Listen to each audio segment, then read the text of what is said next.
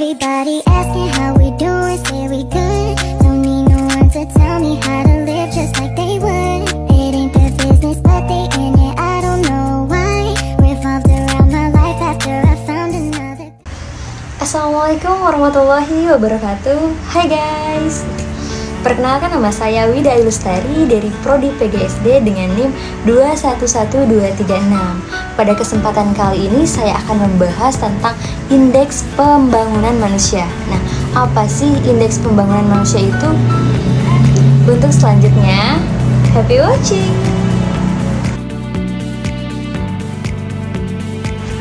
Nah, sekarang kita akan membahas tentang pengertian indeks pembangunan manusia.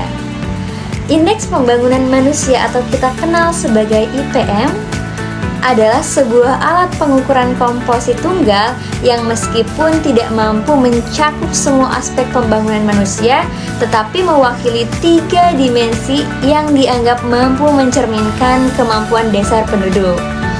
3 dimensi meliputi umur yang panjang dan kesehatan yang baik, pengetahuan dan keterampilan yang dimiliki, serta akses terhadap sumber daya yang diperlukan untuk mencapai standar hidup yang layak.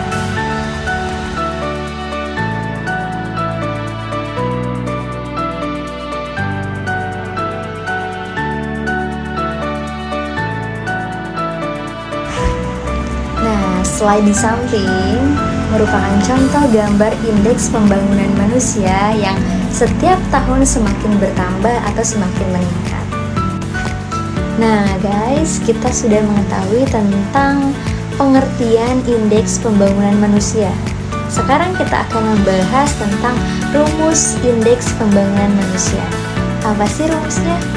Rumusnya yaitu indeks X1 ditambah indeks X2 ditambah indeks X3 dibagi 3. Nah, kita lihat keterangan rumusnya di samping. X1 itu menandakan lama hidup, sedangkan X2 itu menandakan tingkat pendidikan, dan X3 itu menandakan tingkat kehidupan yang layak. Nah, selanjutnya kita akan membahas tentang tujuan dan manfaat indeks pembangunan manusia. Yang pertama kita akan membahas tujuan indeks pembangunan manusia. Tujuan indeks pembangunan manusia yaitu ada 5. Yang pertama, mengukur kualitas hidup IPM bertujuan untuk menyediakan indikator yang komprehensif tentang kualitas hidup manusia melampaui pengukuran ekonomi semata. Yang kedua, memperbaiki kebijakan pembangunan. IPM juga membantu pemerintah dan organisasi internasional dalam merancang kebijakan pembangunan yang lebih efektif dan berorientasi pada kesejahteraan manusia. Yang ketiga yaitu memantau kemajuan. IPM juga digunakan untuk memantau kemajuan suatu negara yang diterapkan dalam agenda 2030 PBB. Yang keempat, menyoroti ketidaksejahteraan. IPM juga membantu mengidentifikasi dan menyoroti ketidaksejahteraan dalam akses terhadap pendidikan, kesehatan, dan pendapatan antara kelompok-kelompok masyarakat. Yang kelima, mendorong tanggung jawab sosial. IPM juga mendorong tanggung jawab sosial dari pemerintah, bisnis, dan masyarakat untuk meningkatkan kesejahteraan hak asasi manusia. Nah, itu merupakan tujuan dari IPM. Selanjutnya kita akan membahas tentang manfaat indeks pembangunan manusia atau IPM. Nah, untuk selanjutnya yaitu manfaat IPM.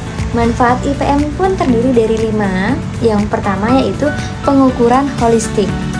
IPM memberikan gambaran holistik tentang kualitas hidup manusia dengan memperhitungkan aspek-aspek kesejahteraan, pendidikan, dan pendapatan.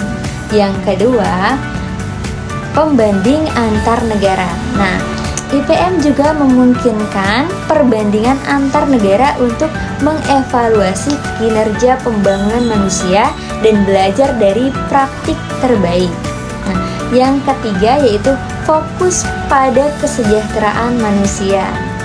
IPM menempatkan kesejahteraan manusia sebagai fokus utama pembangunan memastikan bahwa semua pembangunan tidak hanya berorientasi pada pertumbuhan ekonomi semata.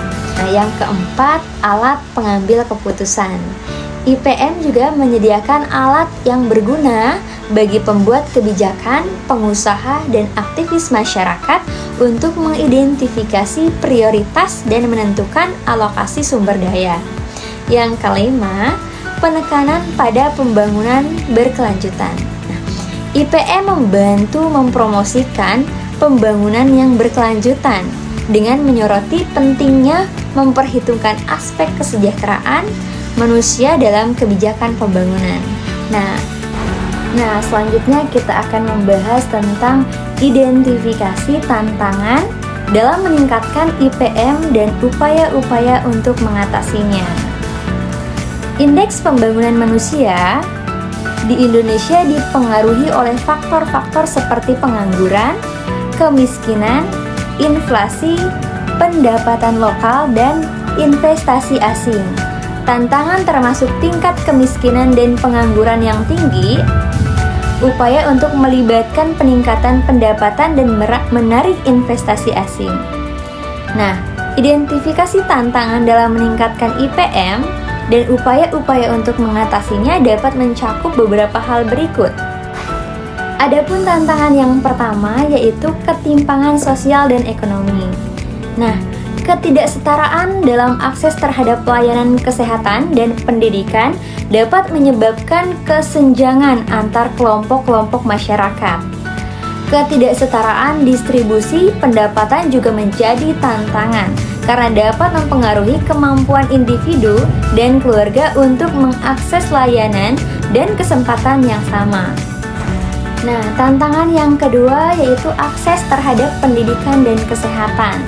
Tantangan utama lainnya adalah masalah akses terhadap pendidikan berkualitas dan layanan kesehatan yang terjangkau. Faktor-faktor seperti kemiskinan, jarak geografis, dan ketidakstabilan politik dapat menjadi hambatan dalam memastikan semua individu memiliki kesempatan yang sama untuk mendapatkan pendidikan dan layanan kesehatan yang mereka butuhkan.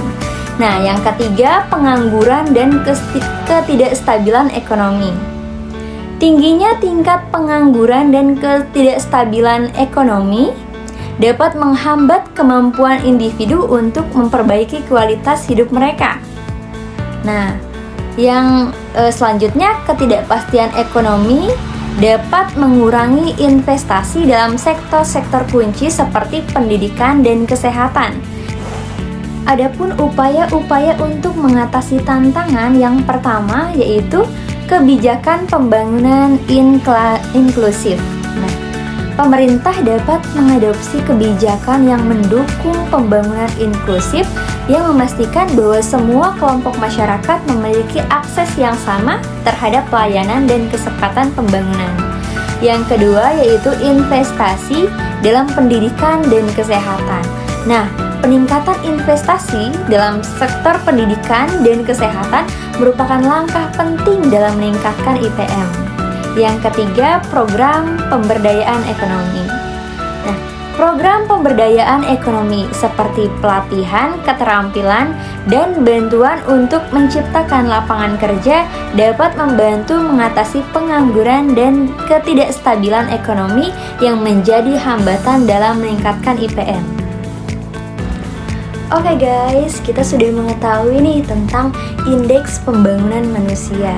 Semoga dari apa yang saya sampaikan menjadi pemahaman tersendiri buat teman-teman semua, terkhusus bagi saya. Kurang lebihnya mohon maaf, saya akhiri. Wassalamualaikum warahmatullahi wabarakatuh. Thanks for watching, bye-bye.